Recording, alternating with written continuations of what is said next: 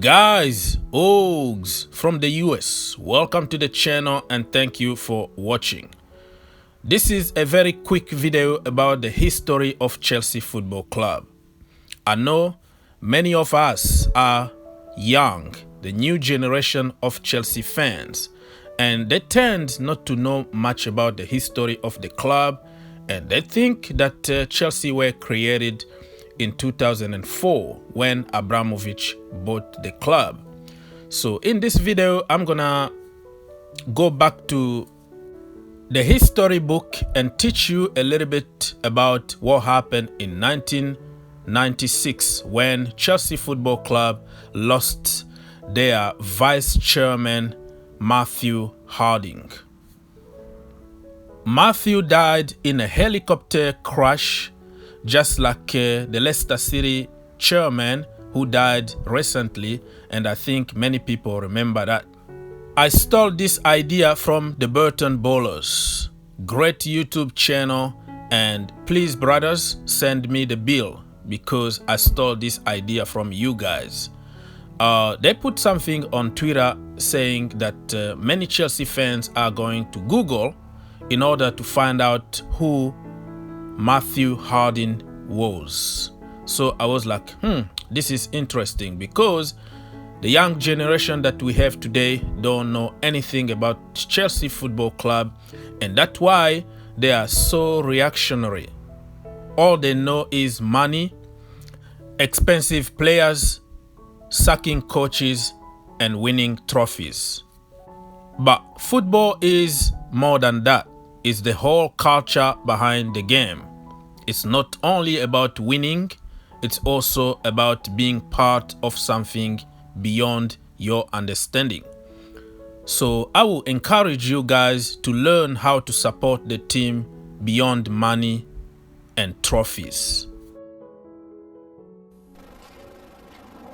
It had the air of a memorial service rather than a football match, as the Chelsea faithful paid their tributes for many hours before the kick-off against Tottenham. Seldom, if ever, can a club director have been mourned so deeply and so genuinely. But Matthew Harding had always identified more readily with those on the terraces than those in the boardroom, and it had been the supporters' dreams that the millions he ploughed into the club had been chasing. Words can't express, how the fans feel about him. He was a man of the fans. It's almost as like one of us has died and we can't see our beloved Chelsea anymore. I liked him. He was a very nice man. I'd spoken to him a few times and I found he was very friendly with all the people. I never spoken to him, but he's a friend. Friends everybody. And you got to look in there and see the tribute. It speaks for itself. Inside Stamford Bridge, the touching payment of last respects was observed with a decorum that only rarely settles over a football crowd. Poignantly, blue and white flowers were left on the seat Mr. Harding would have occupied, and there was a touch of his humour too, a pint of his favourite tipple occupying the centre spot. Chelsea versus Tottenham is normally one of the most vibrant of football occasions, but today the atmosphere is muted, sombre even, and that goes for both sets of supporters.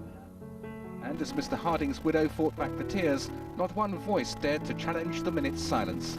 Testimony to a common belief that it wasn't just Chelsea who'd lost a unique supporter. So too had football. Gary, BBC News. I saw him just as a real fan, as a real supporter. Everyone will say that, and that's what he was. When I first met him, I realised the enthusiasm that he had for Chelsea, but it was through the eyes of a fan, always, not as an investor or looking to be anything else. He had a real passion for Chelsea. He was a fan, from a very young age, and then he got all the way up. He was obviously on the terraces with the fans, and then obviously he got onto the board when Ken Bates was here. But his name is still even sung at times today, really, like Matthew Harding. Having the Matthew Harding stand was a fantastic idea. People never forget him because he was a fan, and mostly that's the most important thing you can say, being a fan of Chelsea Football Club. He lived and breathed Chelsea. So it was infectious, really. So you had no choice. We were going home and away, watching Chelsea. It became our lives, really. We had the kids' shirts when we were younger, and just grew up with the Chelsea crest all over our bedrooms. He was totally passionate and dedicated and obsessed with Chelsea. Whilst he had a lot of money and he was very passionate and he wanted to help the club, at heart, he was a 100% supporter.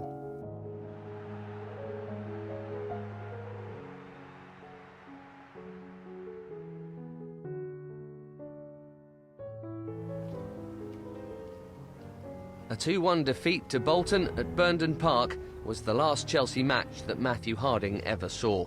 Tragically, he never returned home. Air accident investigators have begun the inquiry into the crash which killed Chelsea co-owner Matthew Harding and 4 others. The French twin-engine helicopter came down just before 11 p.m. It quickly became clear that it had been en route to London from Chelsea's match at Bolton. It's still vivid in the memory.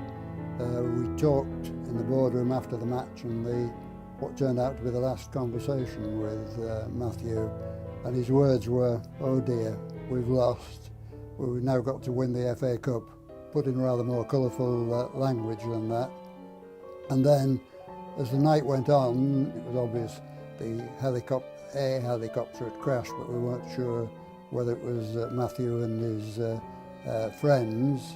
And as the night progressed, it became pretty obvious that it was that helicopter, although no one was confirming it. And I got home about 5 in the morning and never slept. And by 7 o'clock in the morning, various journalists and people were ringing my home number, wanting to speak to me, but really checking whether I was still alive, because on many occasions I travelled with Matthew on his private jet to matches all over the UK.